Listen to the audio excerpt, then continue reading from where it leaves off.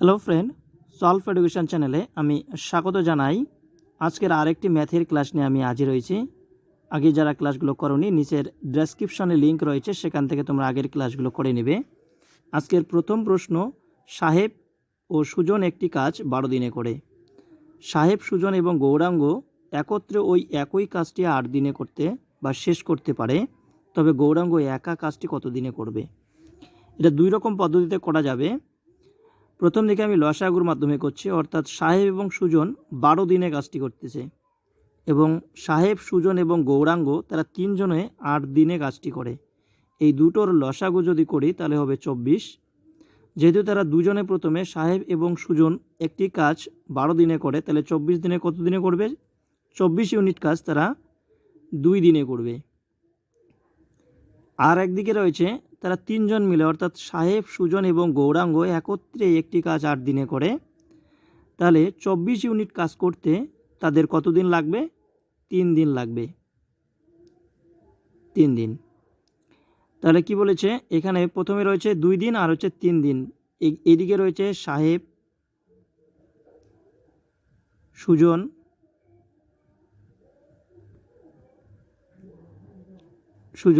তারা করতেছে কত দিনে? 2 দিনে। আর তিনজন মিলে, অর্থাৎ সাহেব আমি লিখলাম না, সুজন আর হচ্ছে গৌরাঙ্গ, এখানে গৌরাঙ্গ, তারা করতেছে 3 দিনে। এই যে সাহেব, সুজন পড়ে রইল শুধু একা গৌরাঙ্গ। তাহলে গৌরাঙ্গ এই দুটার বিয়োগ করলে হচ্ছে 1, তাহলে 1 দিনে করে। এবার 24 ইউনিট শুধু চেয়েছে গৌরাঙ্গ, তাহলে গৌরাঙ্গ হচ্ছে কি 24, তাহলে 24 ভাগ 1 দিয়ে করলে কত হবে? 24। এই যে 24 দিনে কাজটি করবে গৌরাঙ্গ, একা কাজটি 24 দিনে করবে। এটা আর একটা পদ্ধতিতে করা যায়, একবারে ডাইরেক্ট পদ্ধতিতে, শর্টকাট পদ্ধতি।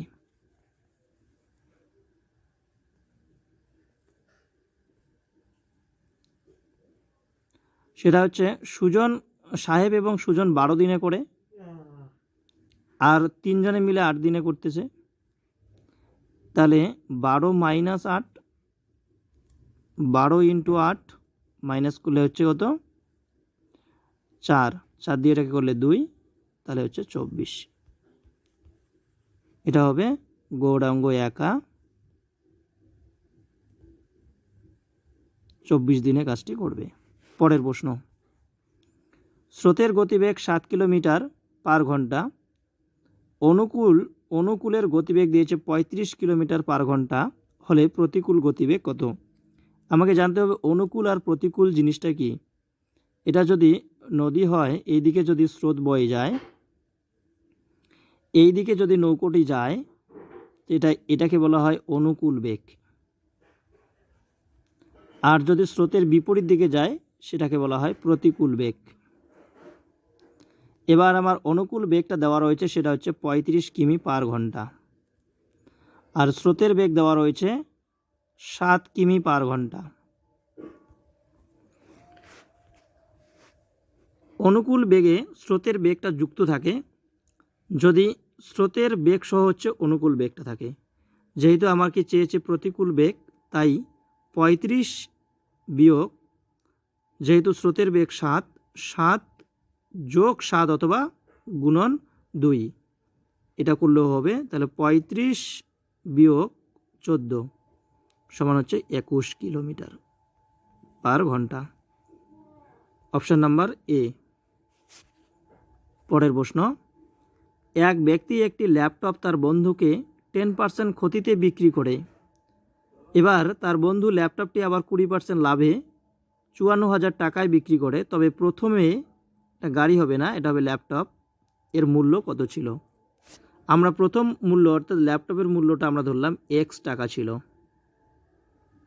তাহলে x টাকার উপর প্রথম 10% ক্ষতি, মানে 90/100, ইন্টু তার উপর আবার 20% লাভ করে, 120 ইন্টু 100, এটা সমান সমান দেওয়া আছে 54,000 টাকা। কাটলে হচ্ছে এই শূন্য এই শূন্য এই শূন্য এই শূন্য কাটা, 9 দিয়ে এটাকে করলে 6 লং 54, 12 দিয়ে এটাকে কাটলে হচ্ছে 6 দিয়ে কাটলে 1,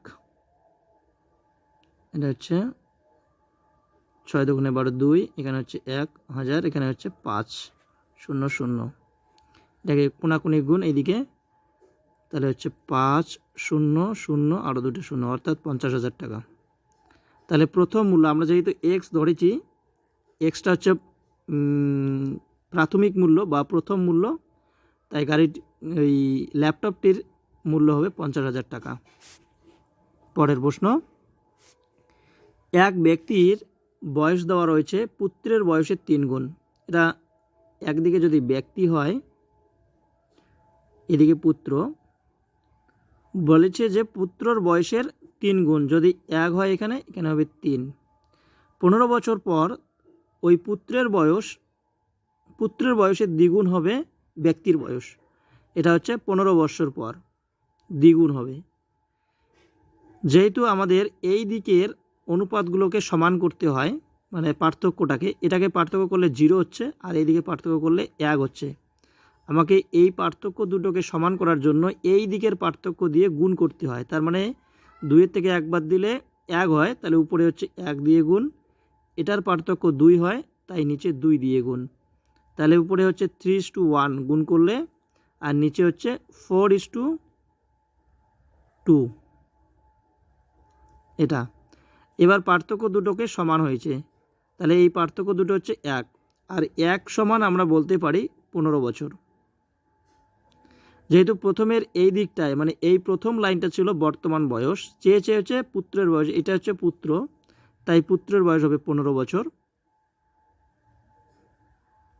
এটা হচ্ছে বর্তমান।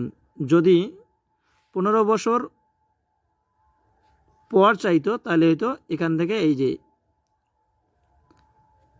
আরও 15 যোগ হইতো। এবার পিতার বয়স যদি, যেহেতু পিতার বয়স চাইনি, যদি বা চাইতো, তাহলে 3 × 15 মানে হচ্ছে 45 বছর।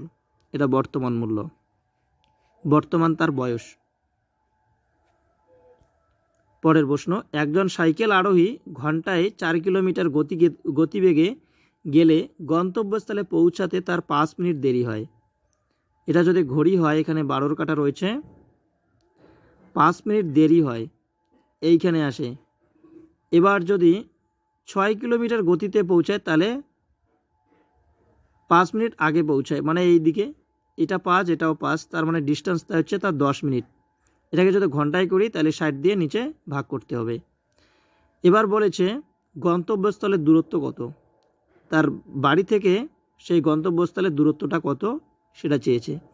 এটা আমরা 4 × 6, যেহেতু কিলোমিটার দুটো বলা রয়েছে, বিয়োগ করতে হবে 6 - 4 × 10/60। এটা যদি করি, তাহলে আমাদের দূরত্ব বের হয়ে আসবে।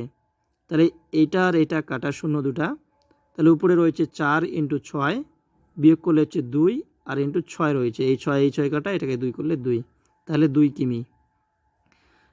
তার গন্তব্যস্থলের দূরত্ব হচ্ছে 2 কিলোমিটার, অর্থাৎ অপশন নাম্বার বি। এরপরে রয়েছে 3 জন পুরুষ বা 5 জন স্ত্রী একটি কাজ 43 দিনে শেষ করতে পারে। অনুরূপ একটি কাজ 5 জন পুরুষ এবং 6 জন স্ত্রীলোক কত দিনে শেষ করতে পারবে? এটা অ্যান্ড বাই অর দিয়ে করি, অন্যভাবেও করা যায়। তাহলে 43 দিন উপরে দিচ্ছি, মনে রাখবে ট্রিকটি। অ্যান্ড বাই অর, এই যে লাস্টে যেটা রয়েছে সেটাকে নিচে রাখতে হয়, 5, আর এই যে 3 জন, 3 যোগ, এখানে আছে 6, উপরে 6, আর এইদিকে উপরে রয়েছে 5, নিচে 5। এইটার এইটা লসাগু হচ্ছে 15, 3 দিয়ে করলে 5, 5 × 5 = 25, যোগ 3, 3 × 6 = 18। তাহলে উপরে তো 43 রয়েছে, এই দুটো যোগ করলে হচ্ছে 8 × 5 = 13, 3 হাতে হচ্ছে 1, 4, 43, নিচে হচ্ছে 15। তার মানে হচ্ছে সমান সমান 43, নিচে 43, উপরে হচ্ছে 15, উল্টে যায়, 43, এই 43 কেটে দিলে 15 হয়। তাহলে এখানে বলেছে কত দিনে কাজটি শেষ করবে, 15 দিনে কাজটি শেষ করবে, অর্থাৎ অপশন নাম্বার এ। এই ছিল আজকের প্রশ্ন। কেমন লাগলো তোমরা অবশ্যই কমেন্টে জানিয়ে দেবে। যাদের বুঝতে অসুবিধা হয় তারা অবশ্যই কমেন্ট বক্সে লিখিয়ে দিবে যে এই প্রশ্নটি আমার বুঝতে অসুবিধা হচ্ছে। Thank you.